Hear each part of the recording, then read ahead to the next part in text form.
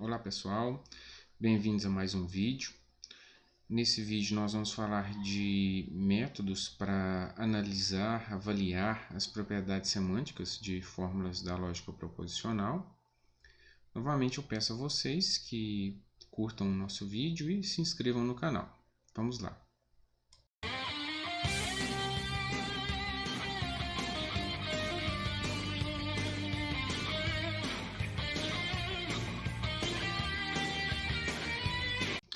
Então, pessoal, como eu falei, nós vamos ver os métodos para determinar propriedades semânticas de fórmulas da lógica proposicional. O que a gente já viu a respeito de propriedades semânticas? Nós já vimos as tabelas verdades, né? Ou a tabela verdade. Qual que é o problema da tabela verdade? É um método que usa a força bruta, ou seja, eu tenho que analisar, testar todas as possibilidades associados aos símbolos proposicionais. Como a gente viu, o número de linhas da tabela verdade vai ser 2 elevado a n, onde n é o número de símbolos proposicionais, ou átomos que eu tenho na fórmula. E esse número pode ser muito grande, né? Dependendo da quantidade de átomos. Agora, nós vamos ver as árvores semânticas e o método da negação ou redução ao absurdo. No caso das árvores semânticas, a gente usa uma estrutura de árvore para a gente encontrar os possíveis resultados da fórmula, só que muitas vezes eu não preciso analisar todas as propriedades, né? Eu vou construindo a minha árvore e em alguns ramos eu paro, não preciso de testar todas as possibilidades. Aqui nós temos um exemplo de uma árvore, né, onde eu tenho a raiz em vermelho e as folhas em verde, né? O que é a raiz? É um nó inicial e as folhas são os nós finais, onde que eu consegui chegar no valor da fórmula. Como que a gente constrói as árvores semânticas? A gente começa pela raiz e aí a gente vai escolher um átomo da fórmula para a gente criar os primeiros ramos a partir da raiz. Vai ser criado um ramo para cada átomo. Aí eu desço para esse ramo onde eu criei e tento deduzir o valor da fórmula. Se eu conseguir, eu paro ali naquele ramo, ele vira uma folha e eu coloco o valor da fórmula ali. Se eu não conseguir, eu vou procurar outro átomo na fórmula e repetir o processo. E como essa escolha de átomos ela pode variar, né, para uma mesma fórmula, eu posso ter várias árvores semânticas. Vamos ver um exemplo para a gente entender melhor. Nós temos aqui a fórmula A, que é igual a P implica Q, ou não Q implica não P. Para a gente começar, a gente coloca a raiz, e para esse exemplo aqui eu escolhi começar pelo átomo P. Então, a partir do nó 1, eu vou criar um nó 2, considerando uma interpretação I de P igual a 0, né? Ou seja, quando P for falso.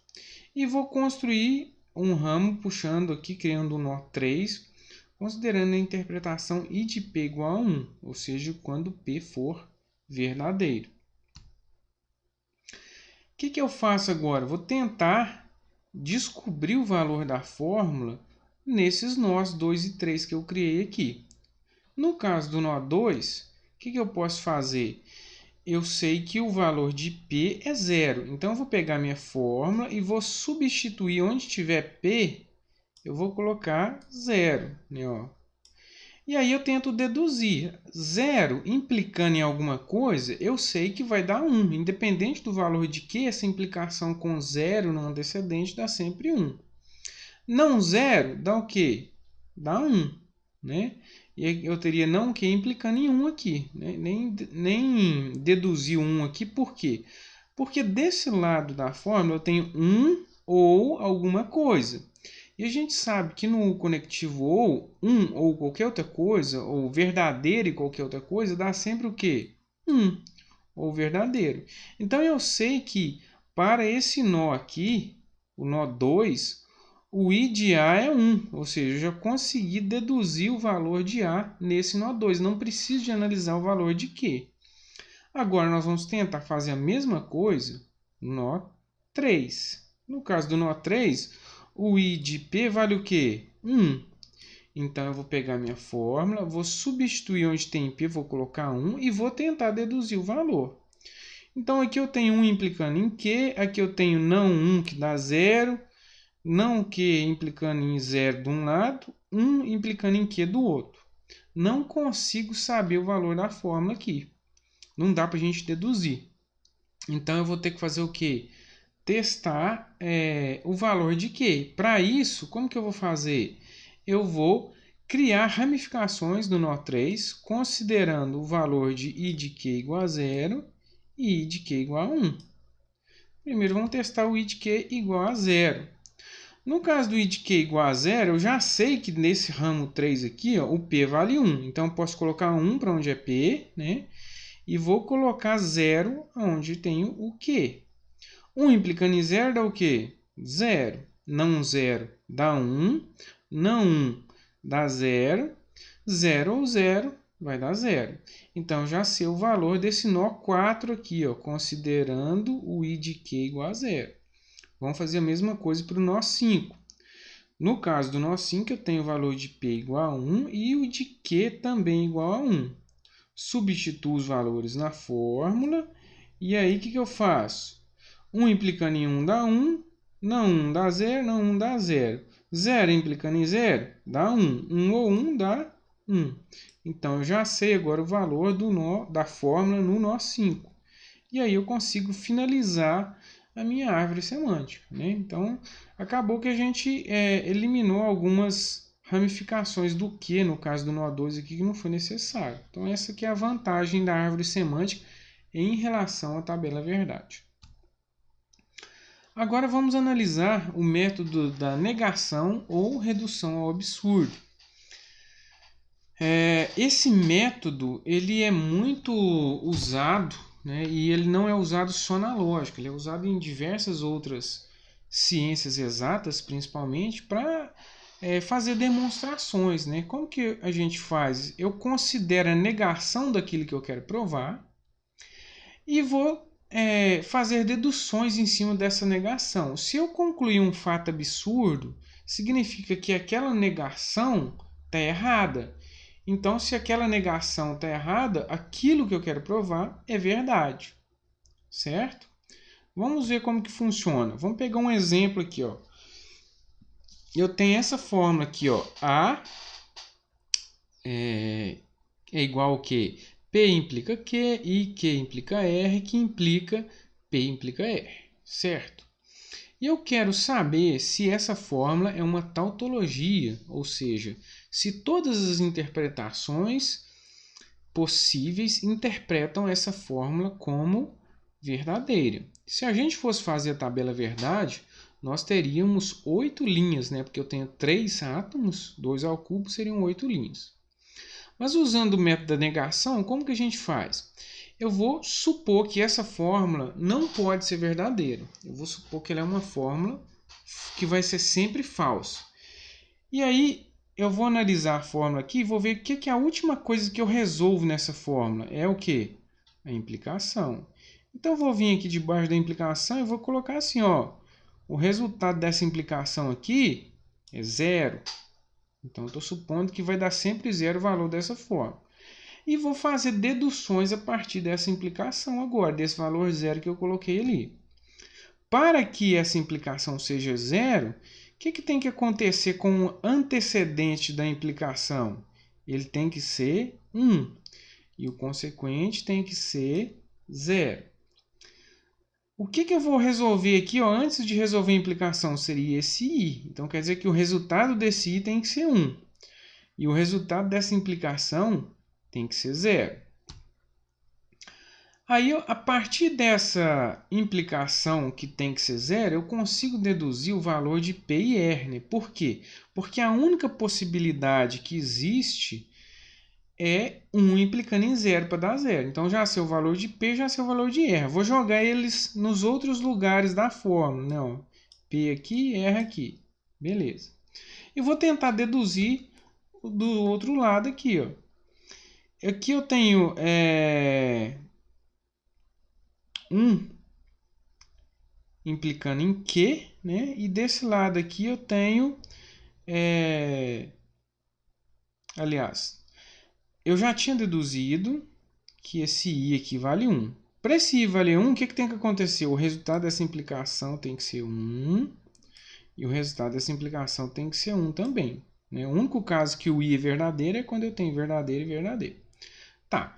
Para que esse lado da implicação aqui seja verdadeiro, como eu já tenho P verdadeiro, o único caso possível é que o Q seja verdadeiro.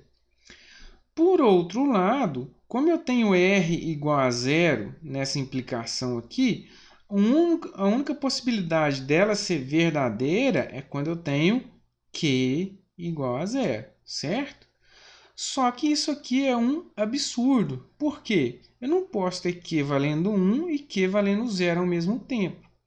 Então, quer dizer que aquela ideia que a gente tinha inicialmente, aquela suposição que eu fiz inicialmente de que essa fórmula seria sempre falsa, não é válida. Então, quer dizer que ela é uma tautologia. No caso do método da negação, pode acontecer a ausência de absurdo. O que é ausência de absurdo? Eu vou fazendo deduções e não aconteceu nenhum absurdo. Se isso acontecer, eu posso confirmar que a minha suposição inicial é falsa. Então, não consigo provar nada.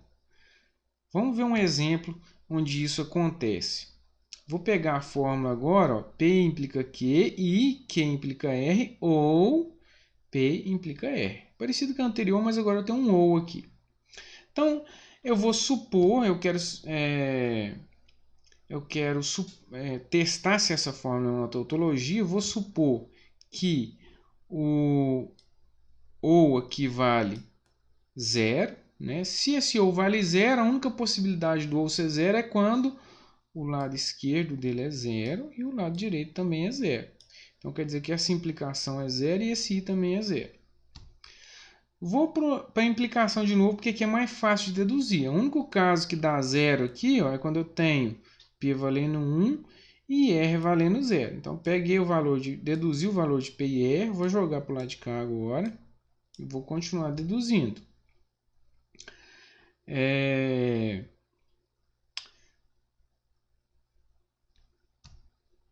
O que eu vou deduzir agora? Essa implicação aqui, ela tem que, para esse I ser 0, ela tem várias possibilidades, né? Eu posso considerar possíveis casos de Q aqui. Vou considerar o caso em que o Q é 0. Se o Q é 0, o que vai acontecer? 1 implicando em 0 dá 0, 0 implicando em 0 também dá 0. 0 e 0 dá 0. Não aconteceu nenhum absurdo. Então, quer dizer que essa fórmula aqui, aquela suposição inicial que eu fiz de que ela seria falsa, realmente aconteceu. Então, ela realmente tem uma possibilidade de ser falsa. Então, ela não é uma tautologia. Certo? Aqui nós temos as referências que a gente está utilizando na disciplina. E eu aguardo vocês aí no próximo vídeo. Não esqueça, quem puder, curtir o nosso vídeo e se inscrever lá no canal. Até mais, pessoal!